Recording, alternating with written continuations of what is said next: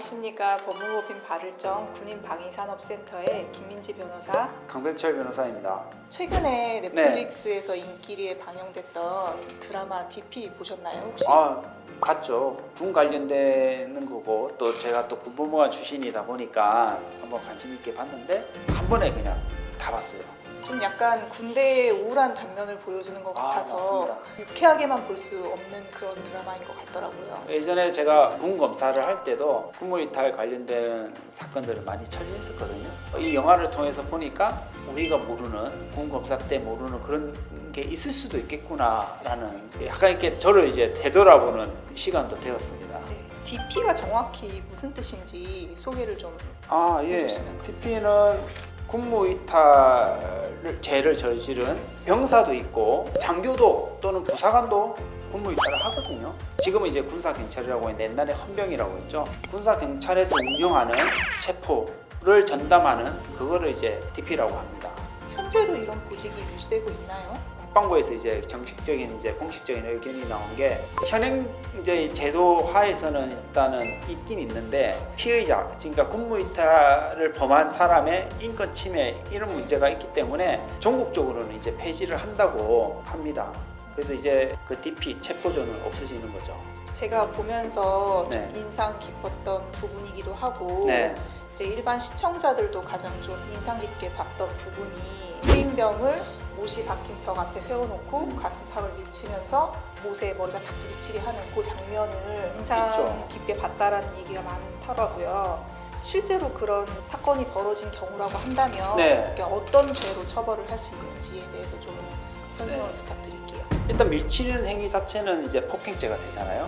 폭행치상죄가 될 수도 있고 가해자가 옷이 있는 거에 대한 인식이 있었고 상해에 대한 가능성을 인식하고 있었기 때문에 그때는 이제 상해를 입으면 바로 그냥 폭행치상죄가 아니고 상해죄가 되겠죠. 머리 쪽에 뭐 박히거나 그로 인해서 상당히 이제 상해를 입으면 중상해가 될 수도 있고 상당히 위험한 죄죠.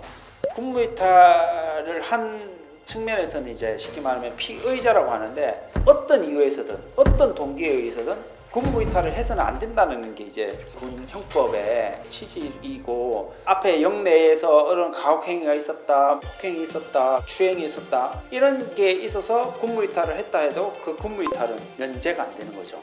1년 이상 10년 이하의 징역형밖에 없거든요. 상당히 이제 군기관과 결집되어 있기 때문에 예전에 제가 군검사할 때는 군무이탈을 하면 무조건 구속. 근데 군무이탈을 하고 나서 부모의 설득, 그 다음 부대의 설득, 그 다음에 여러 설득에 의해서 자진복귀, 그러니까 자수하는 경우가 있긴 있어요. 자수를 하더라도 일단은 다시 또 군무이탈할 염려가 있기 때문에 무조건 구속을 일단 시켜놓는 군사 절차입니다.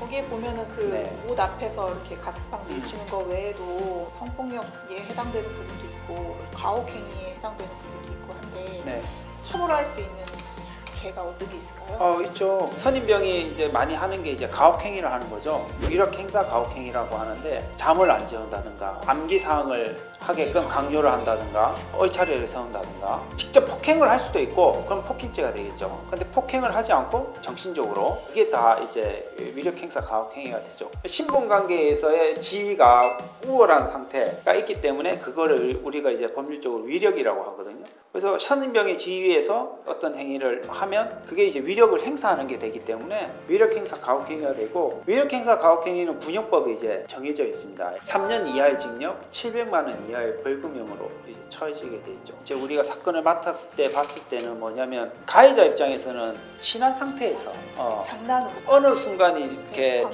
관계가 틀어지거나 참지 못할 어떤 행위를 가해자가 했을 때 이제 신고를 하면 예전에 친했던 관계에서 일어났던 일들도 다 고소 고발이 돼가지고 어떻게 보면 이제 범죄가 훨씬 더 많이 늘어나는 거죠. DP에서 보면 이제 황병장의 구타와 가혹행위를 이제 견디지 못하다가 결국에는 이제 군무이탈을 결심하고 나가게 되고 이후에 이제 복수를 생각하고 전역했던 황병장을 찾아가고 이런 내용들이 나오잖아요. 만약에 군무이탈이라는 걸 선택하지 않고 군 내에서 바람직한 절차대로 처벌을 받게 하는 방법 이런 것들이 있었을까요? 저는 이제 그 절차에 대해서 잘 아니까 아쉬웠던 게 저 상황 풍미탈은 자기를 결국은 희생하는 거거든요. 신고를 했으면 자기가 가해를 당했을 때 폭행치상죄로 그 친구는 의율이 되었을 것이고, 그러면 그 친구는 기본적으로 전출이 되잖아요. 남들은 다 참고 견디고 그 다음에 내가 내부 고발자인 것처럼 돼가지고 오히려 더 낙인 찍히고 왕따 당할 거를 걱정하고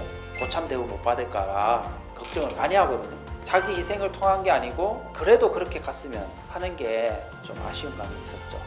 그러니까 국무이탈을 하게 되면 아까 뭐 구속 수사를 받게 되고 네. 재판을 받게 되고 뭐 이런 절차에 대해서 말씀을 해주셨는데, 이게 이제 사회에 나갔을 때는 어떤 영향을 미치는지 좀 설명해 주세요. 글쎄요. 일단은 재판에 회부하고 선처를 받는 쪽으로 가는데 이제 선고유예라는 걸 받을 수도 있고, 제일 흔하게는 이제 집행유예를 받겠죠. 집행유예 이상을 받은다는 이제 공무원의 결격 사유가 되어 있어요. 그런 부분에서는 이제 취업 제한이 되는 거죠, 실제로.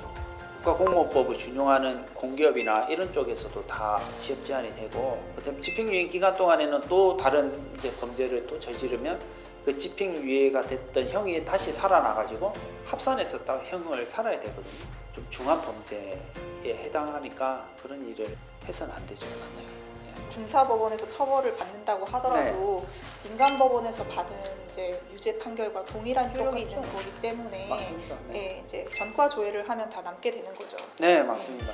본인이 그런 일을 당했다고 해서 국무이탈을 하지 마시고 신고하는 쪽으로 가시는 게 본인한테도 좋을 것 같습니다. 가장 최선의 방법이죠. 네, 그런 상황에 맞습니다. 있어서.